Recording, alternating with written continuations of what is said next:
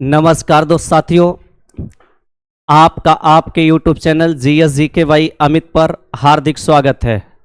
आशा करते हैं कि आप कुशल मंगल होंगे और ठीक से अध्ययनरत होंगे। दोस्तों, आज जो हम आपके लिए बेहद खास SSC GD की एक सीरीज लेकर आए हैं, सीरीज नंबर 1, यानी हम प्रैक्टिस सेट नंबर 1 की चर्चा करेंगे आपसे। आइए बिना देरी किए शुरू करते हैं।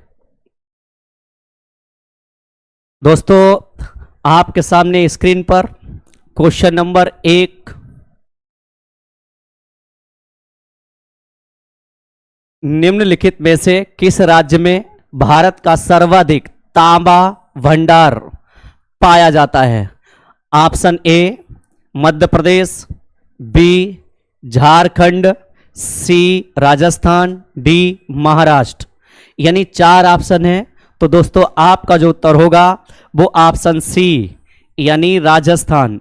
राजस्थान में तांबा का जो भंडार है, तांबा का भंडार सर्वाधिक है। आप दोस्तों, आपसे तांबा को लेकर अगर हम चर्चा करें तो तांबा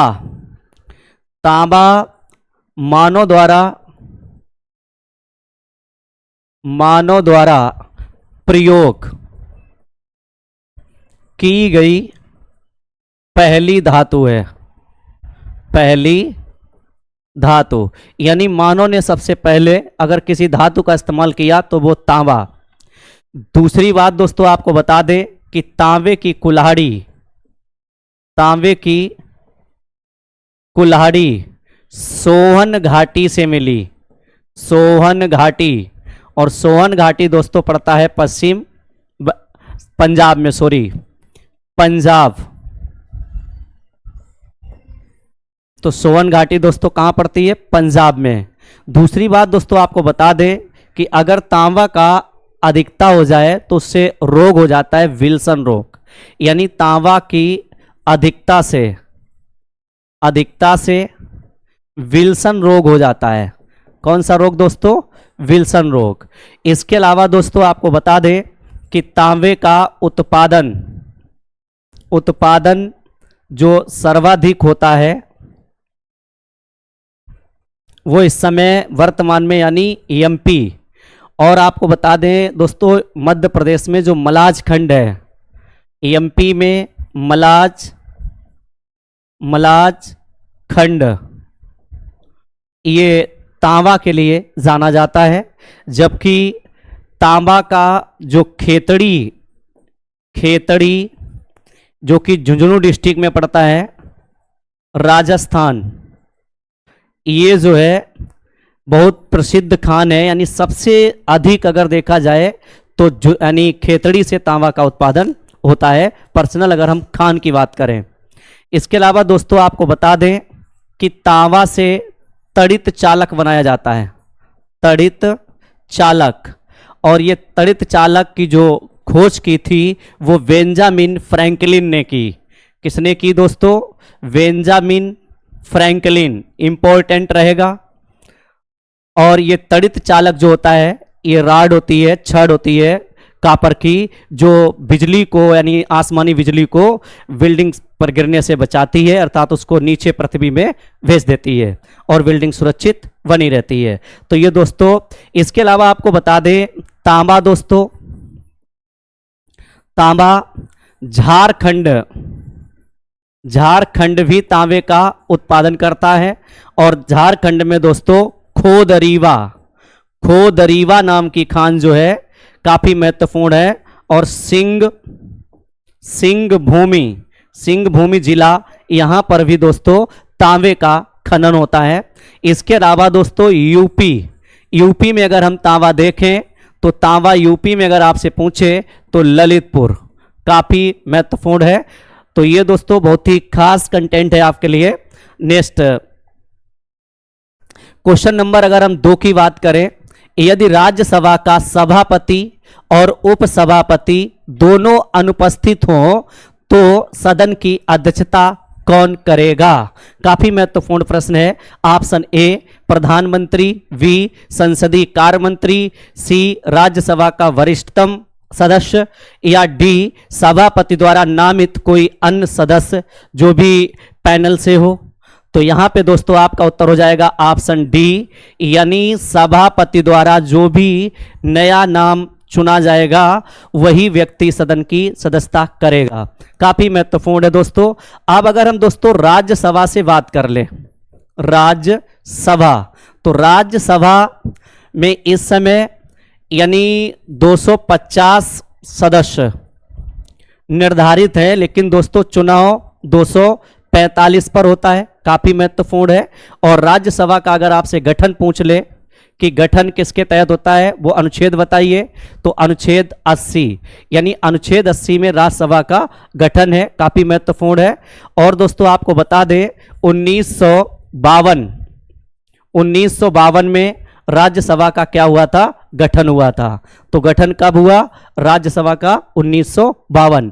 अब आपसे कह दे कि राज्यसभा की जो पहली बैठक थी, पहली बैठक, तो पहली बैठक 13 मई 1952 को हुई, यानी पहली बैठक जो थी वो 13 मई 1952 को। इसके अलावा दोस्तों अगर आपसे कह दे इस बैठक की अध्यक्षता किसने की थी, तो उस समय हमारे देश के उपराष्ट्रपति थे सर्वपल्ली राधाकृष्णन। काफी महत्वपूर्ण रहेगा, सर्वपल्ली राधाकृष्णन जी के द्वारा इस बैठक की क्या की गई, अध्यक्षता की गई। काफी महत्वपूर्ण प्रश्न है दोस्तों। और अब अगर आपसे यह कहता है कि राज्यसभा का पदेन सभापति कौन होता है, पदेन सभापति, तो आपका उत्तर हो जाएगा उपराष्ट्रपति। काफी महत्वपूर्ण फैक्ट है दोस्तों। आगे बढ़ते हैं नेक्स्ट क्वेश्चन नंबर 3। पाचन एंजाइमों की क्रिया निम्नलिखित में से किस सिद्धांत पर आधारित है। यानी जो हमारे शरीर में एंजाइम होते हैं वो पाचन क्रिया में महत्वपूर्ण भूमिका निभाते हैं, तो उनका जो सिद्धांत है, उन पर जो सिद्धांत दिया गया वो क्या है। ऑप्शन ए प्रतिरूप अनुकूलन सिद्धांत, या बी ताला चाबी सिद्धांत, लॉक एंड की थ्योरी, ऑप्शन सी सक्रियण ऊर्जा सिद्धांत, और ऑप्शन डी उपरोक्त सभी। तो दोस्तों यहां आपका उत्तर हो जाएगा ऑप्शन बी ताला चाबी परिकल्पना। काफी महत्वपूर्ण है दोस्तों, ये पूछा जाता है। अब हम अगर बात करें एंजाइम को लेकर, एंजाइम, तो दोस्तों कभी भी आपसे पूछ दे कि एंजाइम क्या है, तो आपका उत्तर होगा एंजाइम एक जैव उत्प्रेरक है। क्या है दोस्तों, जैव उत्प्रेरक। दूसरा दोस्तों अगर हम एंजाइम पर बात कर लें, तो एंजाइम की जो रासायनिक प्रकृति है वो प्रोटीन, यानी एंजाइम काहे के बने होते हैं, प्रोटीन के। तो रासायनिक प्रकृति वो दोस्तों प्रोटीन है। क्या है, प्रोटीन। काफी महत्वपूर्ण रहेगा। रासायनिक प्रकृति अगर आपसे पूछे तो क्या है, प्रोटीन। दोस्तों एंजाइम के ऊपर जो एक परिकल्पना दी गई, वन जीन वन एंजाइम, यानी एक जीन एक एंजाइम, ये दी थी वीडल और टैटम ने। यानी एक जीन एक एंजाइम परिकल्पना अगर आपसे पूछे तो वीडल व टैटम, बीडल और टैटम के द्वारा दोस्तों एक जीन एक एंजाइम परिकल्पना दी गई। दूसरी बात आपको बता दें दोस्तों, एंजाइम की जो ताला चाबी परिकल्पना है ये फ्रेडरिक मिशर के द्वारा दी गई। यानी ताला चाबी परिकल्पना ये दी गई है फ्रेडरिक मिशर। काफी महत्वपूर्ण है। यानी हम कह सकते हैं एंजाइम पाचन क्रिया को यानी नियंत्रित करते हैं। अगर कोई पाचन क्रिया रुकी है तो उसको बढ़ाने में भूमिका निभाते हैं। इसलिए कह सकते हैं कि चाबी जो होती है ताला को खोलने में मदद करती है, उसी प्रकार से क्रिया रुकी हुई है उसको घटाने और बढ़ाने में काम करती है। यही परिकल्पना दोस्तों ताला चाबी परिकल्पना है। काफी महत्वपूर्ण है। सबसे महत्वपूर्ण आपको बात बता दें दोस्तों कि एंजाइम जहां बनते हैं वहां वही काम करते हैं, ये भी इंपॉर्टेंट है। जैसे लार में एंजाइम पाया जाता है टाइलिन। दोस्तों लार में कौन सा एंजाइम पाया जाता है? लार में टाइलिन एंजाइम पाया जाता है, काफी महत्वपूर्ण है।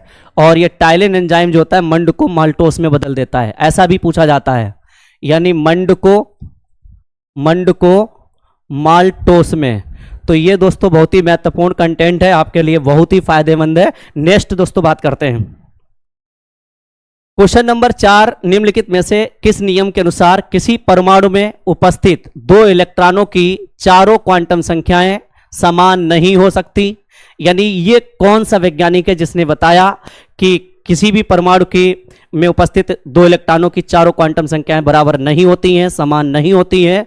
तो ऑप्शन ए आपका उत्तर होगा हाफ-बाउ, क्या बी पाउली अपवर्जन का नियम, सी हाइजेनबर्ग का अनिश्चितता सिद्धांत, या डी हुंड का नियम?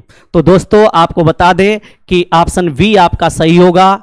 इस यानी पाउली का अपवर्जन नियम, पाउली के अपवर्जन नियम में यही बताया गया कि किसी भी परमाणु में उपस्थित 2 इलेक्ट्रॉनों की चारों क्वांटम संख्याएं बराबर नहीं होती। कई बार ये दोस्तों प्रश्न देखने को मिला है। नेक्स्ट ओजोन अणु का रंग कैसा होता है? यानी ओजोन अणु का रंग पूछ रहा है दोस्तों। तो आपका ऑप्शन ए नीला, बी गहरा नीला, सी काला नीला, डी पीला। तो यहां पे आपका दोस्तों आंसर हो जाएगा ऑप्शन ए यानी नीला। अब अगर यहां पे जैसे गहरा नीला दिया तो दोस्तों गहरा नीला नहीं बल्कि ये हल्का नीला होता है, इसलिए यहां पे ऑप्शन सटीक जो होगा वो नीला होगा। और अगर आपको यहां पे हल्का नीला मिलता तो दोस्तों आपका उत्तर हल्का नीला होता। काफी महत्वपूर्ण है। अब दोस्तों अगर हम ओजोन की बात कर लें, ओजोन, तो आपको बता दें कि ओजोन की खोज जो है वो सनवाइन नाम के वैज्ञानिक ने की। काफी महत्वपूर्ण है, खोज सनवाइन नामक वैज्ञानिक, काफी महत्वपूर्ण है। इसके अलावा दोस्तों ओजोन परत दोस्तों समताप मंडल में पाई जाती है,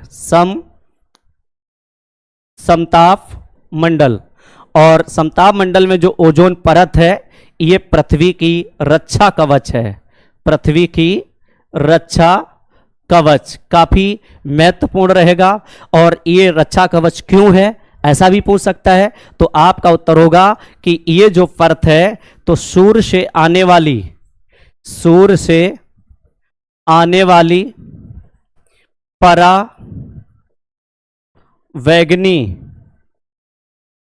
किरणों को रोकती है, काफी महत्वपूर्ण है। अगर अब दोस्तों एक और प्रश्न बन जाता है कि अगर अल्ट्रावायलेट किरण नीचे आए तो जो भी प्राणी उसके संपर्क में आएंगे तो उनको दोस्तों एक रोग हो जाएगा, स्किन कैंसर। कौन सा रोग हो जाएगा? तो दोस्तों यानी अल्ट्रावायलेट किरण से त्वचा कैंसर होता है। क्या होता है दोस्तों?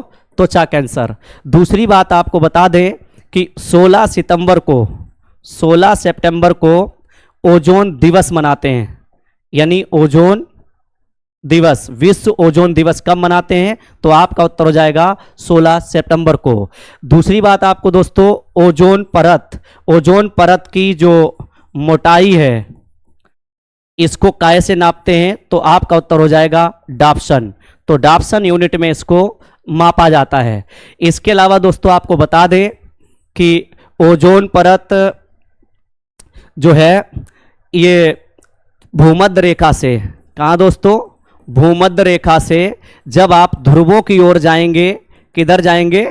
ध्रुवों की ओर, तो इसकी मोटाई कम होती है। काफी महत्वपूर्ण है। यानी मोटाई कब कम होती है? जब भूमध्य रेखा से ध्रुवों की ओर जाते हैं और ध्रुवों से भूमध्य रेखा की ओर आते हैं तो मोटाई बढ़ती है। दोस्तों आपको बता दें कि 1987 में यानी कनाडा के मॉन्ट्रियल शहर में ओजोन परत को लेकर एक सम्मेलन हुआ, समझौता हुआ। इसी को कहा गया मॉन्ट्रियल प्रोटोकॉल। क्या कहा गया? Montreal protocol. तो मॉन्ट्रियल प्रोटोकॉल जो है, मॉन्ट्रियल प्रोटोकॉल का जो संबंध है, मॉन्ट्रियल प्रोटोकॉल का संबंध है भानु,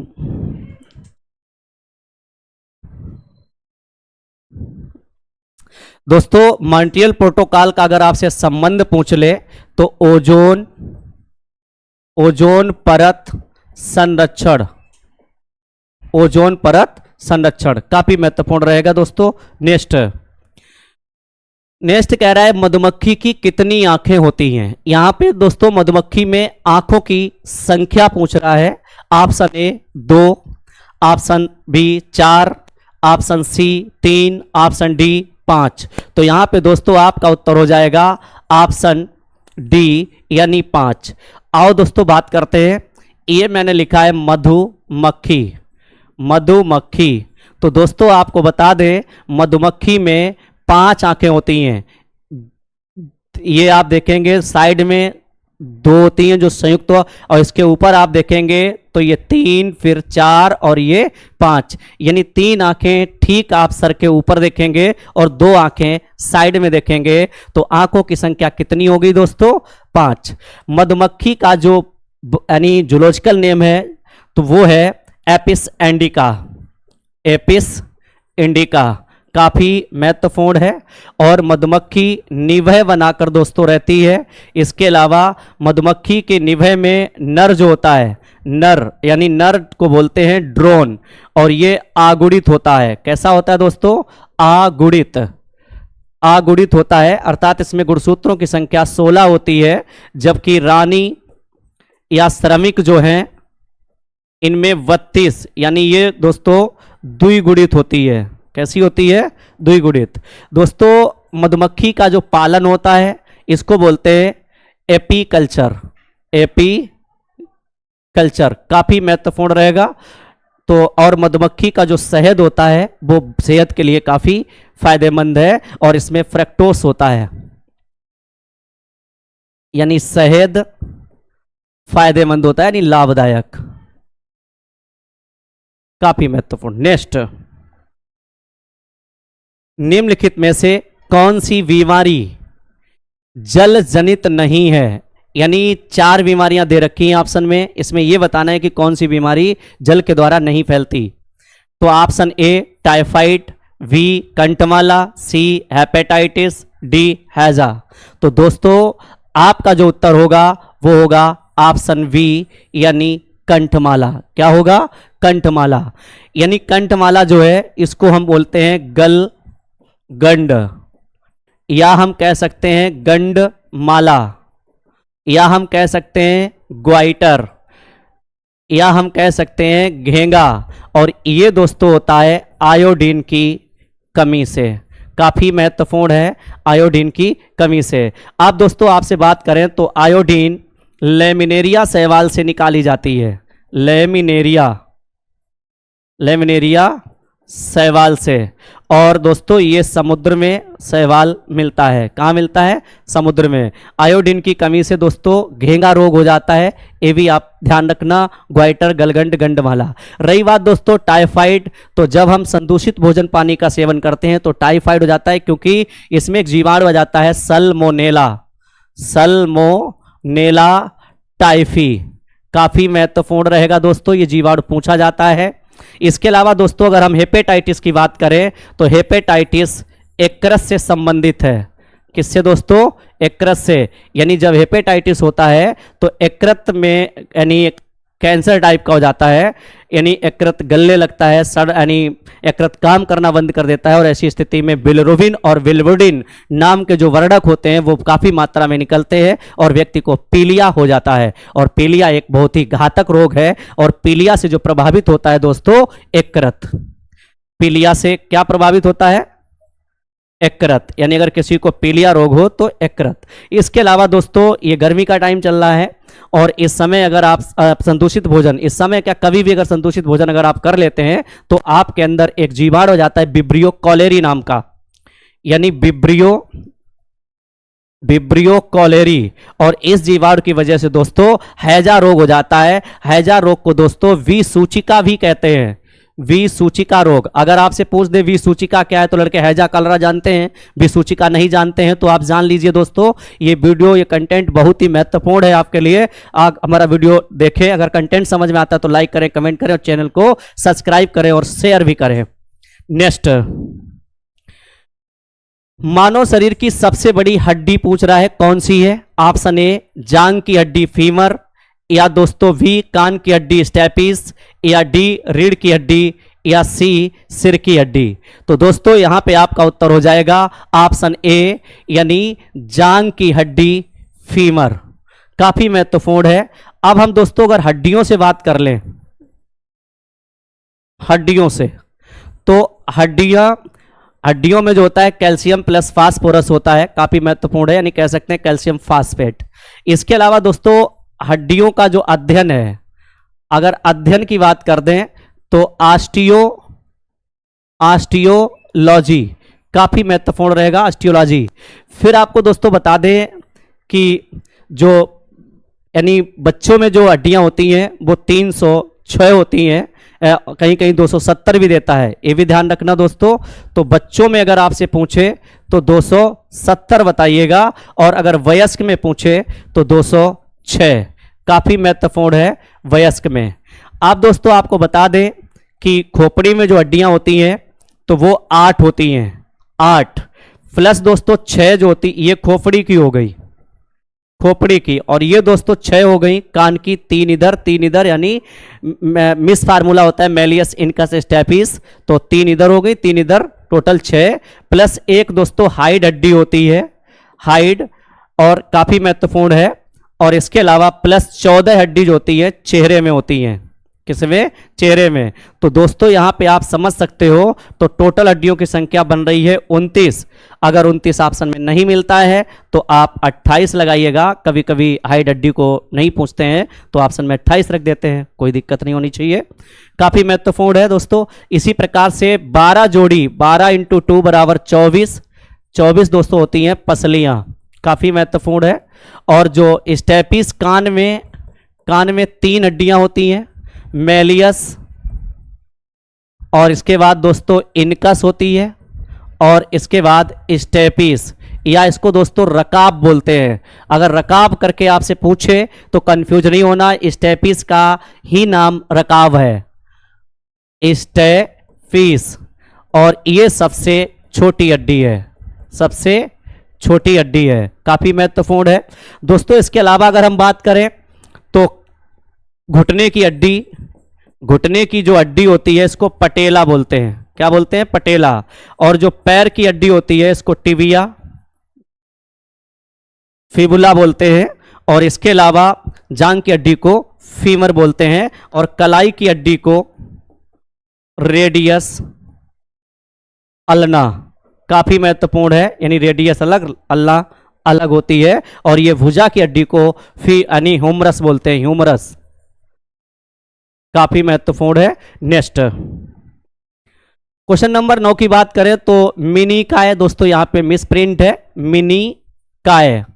मिनी काय द्वीप का एक लोकप्रिय नृत्य क्या है?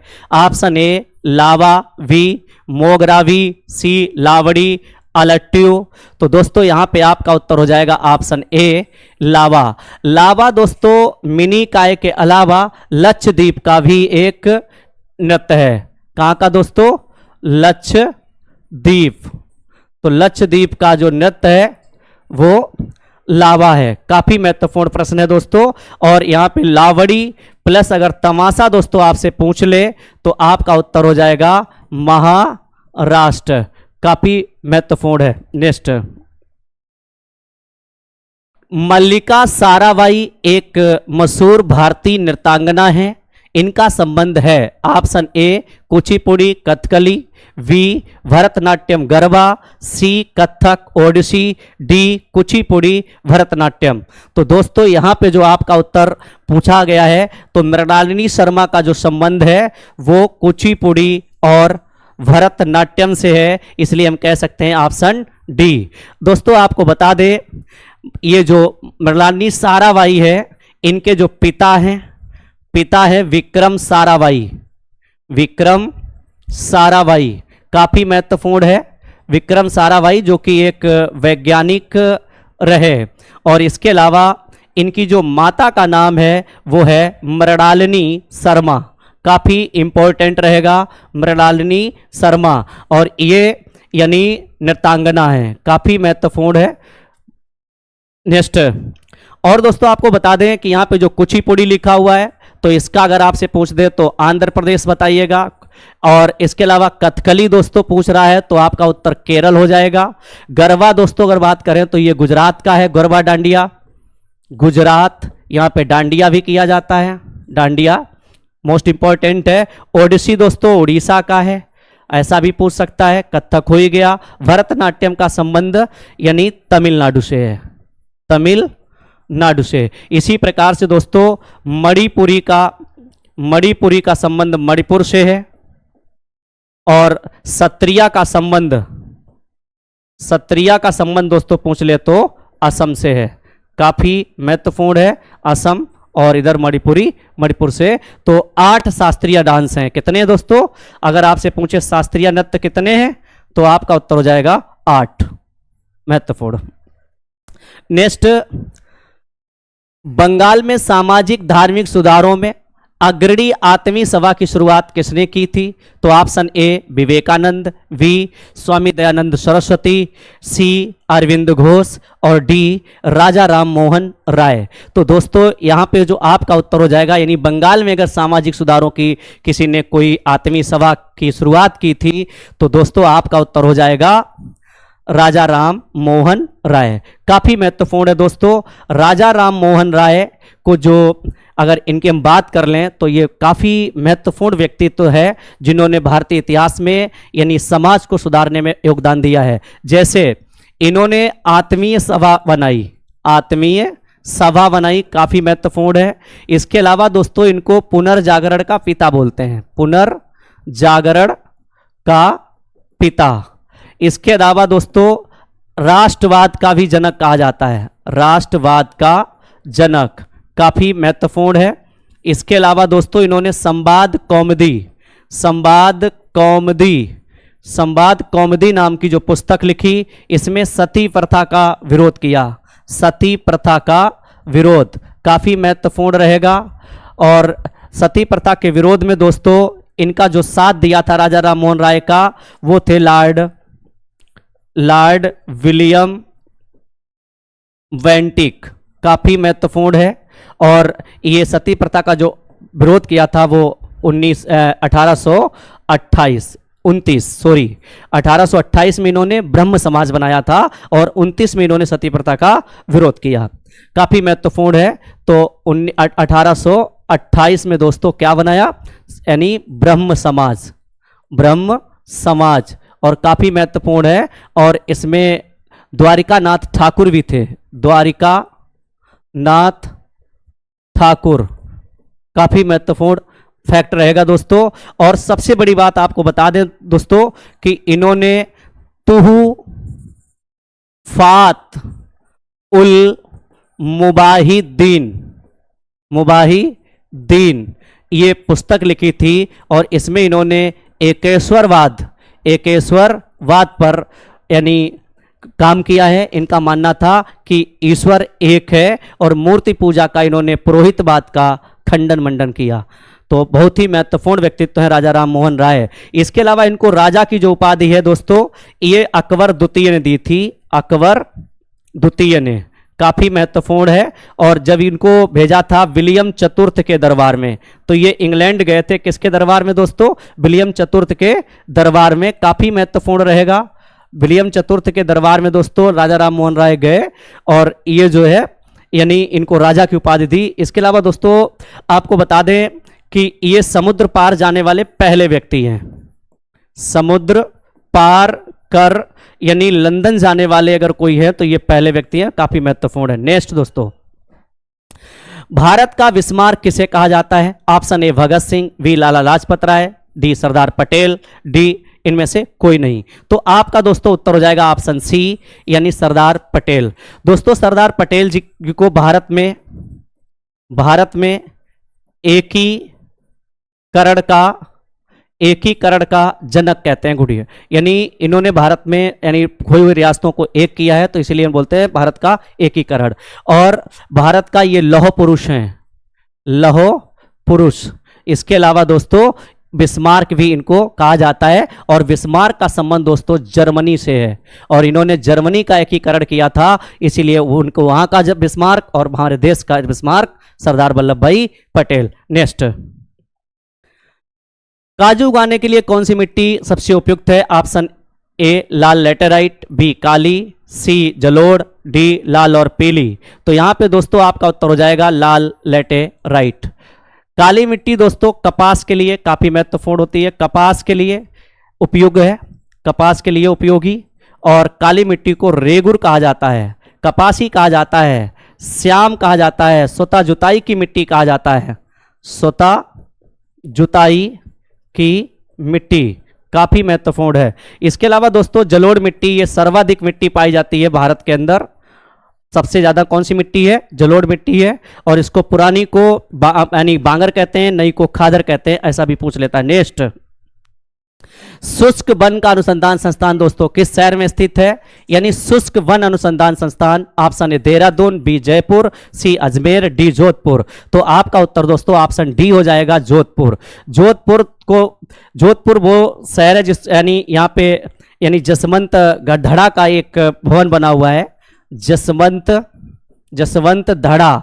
तो इसको दोस्तों मारवाड़ का ताजमहल कहते हैं, ताजमहल। इसके अलावा दोस्तों जोधपुर में CAZRI कजरी, अगर आपसे पूछे कजरी कहां पर है तो central arid zone research institute Jodhpur. Jodhpur को दोस्तों सन सिटी कहते हैं, इसके अलावा ब्लू सिटी बोलते हैं, ब्लू सिटी काफी महत्वपूर्ण है दोस्तों। नेक्स्ट, सिंगालीला राष्ट्रीय उद्यान पश्चिम बंगाल के किस राज्य में स्थित है? ऑप्शन ए दार्जिलिंग, या राज्य पूछे तो दोस्तों पश्चिम बंगाल इंपॉर्टेंट रहेगा, और पश्चिम बंगाल में स्थान पूछ रहा है तो ऑप्शन ए दार्जिलिंग, बी ददिया, सी राजमहल, डी सुंदरवन का डेल्टा। तो यहां पे आपका उत्तर हो जाएगा दार्जिलिंग।